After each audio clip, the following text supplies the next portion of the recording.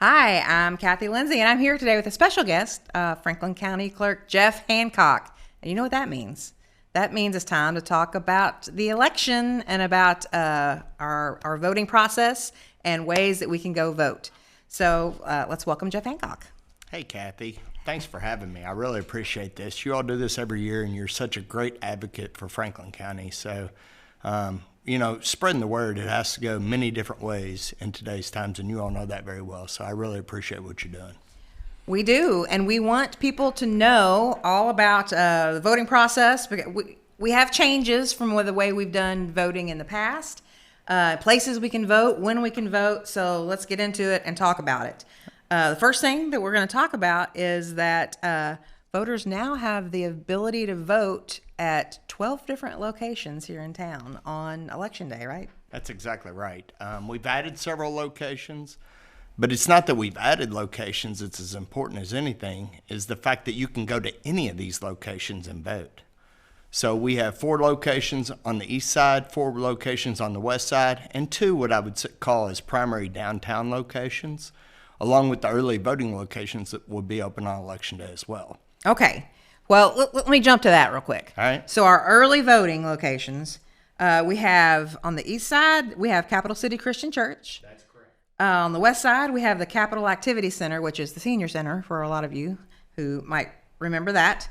And then downtown, we have the Yes Arts building, which is the old FPB office downtown by City Hall. So those are 3 places that you can go vote early. And those dates are November 3rd, 4th, and 5th. And then you can also vote there on Election Day, November 8th, correct? That's absolutely right. The big thing that I think some confusion happened last year is, are those only early voting locations? No, we want to start thinking of the election season as a 4-day election. Election starts November 3rd, continues the 4th, the 5th, and the 8th. So we have 4 days of voting with just 3 locations on the first 3 days and then 12 on the actual election day. Okay. So those 3 locations, you can go any of those times, any of those days to go vote. And that's important because that gives you, 4 days of opportunities at those 3 different locations. And then let's talk about on Election Day. Again, in addition to those, we have those extra. And you added something at Kentucky State University, is that right? I did. It was probably our biggest complaint last time is that there wasn't a voting location at KSU. And that's really in the central part of the county. The good thing, and we were talking about this, I was about to elaborate on this a second ago, you can go to any location. You don't have to go to any magisterial, any of the locations that are open, you can go and vote. So for the west side, you're going to have Collins Lane Elementary, Western Hills High School, Westridge Elementary, Ball Knob. On the east side, you'll have Hearn Elementary, Franklin County, Peaks Mill Elementary, the Schweitzer Fire Station, and then the Kentucky State University. And then downtown, you also have the Yes Arts Building. On the east side, you'll have Capital City Christian, and on the west side, you'll have the Capital City Activity Center, along with Ball Knob Fire Station's also open again. So it doesn't matter where you're registered to vote, what precinct you are in, you can vote at any of those locations on Election Day. Absolutely. Okay, well, that's convenient, right? Yeah, if you're driving around and you just decide you haven't seen Ball Knob Fire Station in a decade and you want to drive out there because it's a pretty day, drive out there and vote. And you think, hey, maybe there's not a line out there, and I'll just take the afternoon, take a little drive, go vote. Yeah, Kathy, I'm glad you said that about the lines because that's pretty much our motto for this election. Don't wait in a line. There's no need for it. Go to any of the 12 locations. Most of them are centrally located. If you're at a school and you pull in, there's a line, don't wait. Go to the following school. Go to the next school. Go where it's convenient for you to vote so you don't have to wait in a line. Okay. Now, another thing you all are doing so that people can get more information about Election Day and about early voting, about absentee ballots, is you'll have a QR code. We do. And that's a big thing right now. Everybody's putting up their QR code because it's so convenient for people. Just if you have a QR code on a handout or on a screen, you can just take your phone and click on it, and it'll take you right to a website. You don't have to remember any web addresses or anything, so it's very convenient. So I know that we have that we're going to be sharing with people. We'll share it now. Here it is. And I think that is another step that your office is taking to make this whole process more convenient and efficient for people. So I know we appreciate that. Yeah, and Kathy, I'm sure this will play beforehand. So that QR code, if you were going to order an online absentee ballot at this point, you could do it all from your phone. You could scan it. It would give you the option. You would have to put in all your secure information. Once the information's in, you could hit submit, and the ballot would show up to you within 4 business days. Okay, man. Yeah. All right. Is there anything else people need to know about the absentee ballots? Yeah, the absentee ballot has to have an excuse at this point. You have to either be an out-of-state or in-state resident living in Franklin County that's out of state for the entire election season. It's not going to be in town, which is students, law enforcement, military, overseas, someone of that nature, or someone that's just a snowbird that lives in Florida at this point. Okay. Or you have to be age, illness, have a reason. It's just not no excuse absentee. You have to have an excuse to get an absentee ballot. But the portal is as easy as it's ever been. You get on the portal, you put your information in, it's very secure, sends it to the Secretary of State site, which then sends it to us. Yep. We print it off, send you the ballot. We're going to match your ballots with the outside envelopes. Both the signatures are going to have to match the back of your driver's license or a comparative signature. So it's a very secure system. It's very, very well done compared to when I started and we had to mail you an application. The application had to come back. Then we had to mail you in a ballot, and then the ballot had to come back. This is a whole lot better system. Okay. And it opened on September the 24th. Yep. And is open until October the 25th. Okay. Now, the big thing about that is don't procrastinate.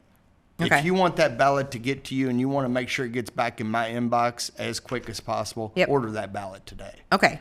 And they can do that by going to govote.ky.gov? They can, or they can scan that QR code. Yep. The QR code takes them to the ability to order an online absentee ballot. Okay. Well, another thing that is on the ballot this year, besides all the candidates that you're going to be voting for, there's a lot of information that we need to know about, and it is we have 2 constitutional amendments, and look at that. It's a lot. So what input can you give us about, this being on the ballot? Kathy, what I can tell you is the ballot is very robust. It's probably the largest ballot I've ever had while in office. Every ballot is 2 pages. It's front and back. So every ballot that you walk in and see will not just be a one-sided ballot. You have to flip it over on the back to get the constitutional amendments. And your city commission races. Anyone that has a city commission race, it will also be on the back of the ballot.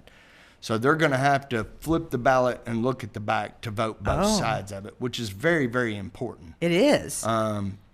Because there's the possibility that people could go in to vote and just do one side. Well, we'll be announcing that at all of our voting locations. So we'll be there helping them along with the process. Okay. But part of that is also having enough knowledge so you understand the ballot. Right. By Kentucky state law, you only have 2 minutes in the voting booth. Ooh, that's a lot. That's not much for all the stuff that's going to be on the ballot besides the candidates. It's really something, if you come in uneducated to the voting booth, you're going to feel intimidated. Yep. You're going to feel like you don't have the time to completely understand. And I will tell you, with these 2 constitutional amendments, even if you know what you really need to take your time and read through them. Before you come. Yes. Yes. Yeah. Well, and those are on our website as well. Okay, so you can scan those and pull up the constitutional amendments and look at them off the website. There you go. So scan that QR code, go to the website, check out all the information about how you can vote, where you can vote, when you can vote. And also, you'll have a sample ballot on there, correct? I do have a sample ballot. So that you can see who all you can vote for. And then also check out these constitutional amendments and what they say. Educate yourself about what they mean so that when you go into the voting booth, you're prepared and you know what you're going to do when you get there. Because, again, you have 2 minutes. So I know that on around 10, we're going to be discussing the constitutional amendments, giving a little explanation of what they are. And we hope people look into that. We're airing our Meet the Candidates episodes so that you can meet all of the candidates who are running. So there's every opportunity for you to educate yourself on who's on the ballot, what's on the ballot. And, and again, we've got our county clerk here today to talk about the whole process. So we thank you for coming today. Mr. Hancock, is there anything else you want to go over? Do you want to do a final recap? Yeah, Kathy, the biggest thing I want everybody to know is there's 12 locations. There is absolutely no need to wait in line. Find a location that works best for you. If it's on the way to work, if it's on the way to school, whatever it is that works best for your situation, and go vote. We want you to vote. The easiest way to vote is show up with your ID in hand. Show them the back of your ID, let them scan it. They're going to hand you a ballot, and you're going to be in and out in a very quick period of time. So don't be intimidated. Know your ballot and find a location that works for you and go vote. All right. And there's no excuse not to vote. They're giving you every opportunity to go do it, times, places. So again, early voting is November 3rd, 4th, and 5th. That's a Thursday, Friday, and Saturday. On Thursday and Friday, it's going to be 8 a.m. to 6 p.m. And on Saturday, it's going to be 6 a.m. to 2 p.m. Those locations are Capital City Christian Church, Capital City Activity Center, and the Yes Arts office down by City Hall. Then on Election Day, which is November 8th, you can go to those 3 locations plus all of the other locations that we've discussed, and that is 6 a.m. to 6 p.m.? 6 a.m., 6 p.m., yes, ma'am. Okay. And then can I just say, when everybody's done voting, go home and turn it on Channel 10, because we're gonna be down at your office, Mr. Hancock, talking about the live election returns, and we'll have you back on that night to talk about how the process went. So thank you. Thank you. We look forward to it. All right. Again, we appreciate Jeff Hancock coming in here every time, and really just what he does year-round to make the voting process more convenient for us, more accessible for us. That's so important. And to make it seem like it's not such a burden on you. So we appreciate the work that he and his office do year-round. We appreciate him coming in and talking to us about it. So thank you so much.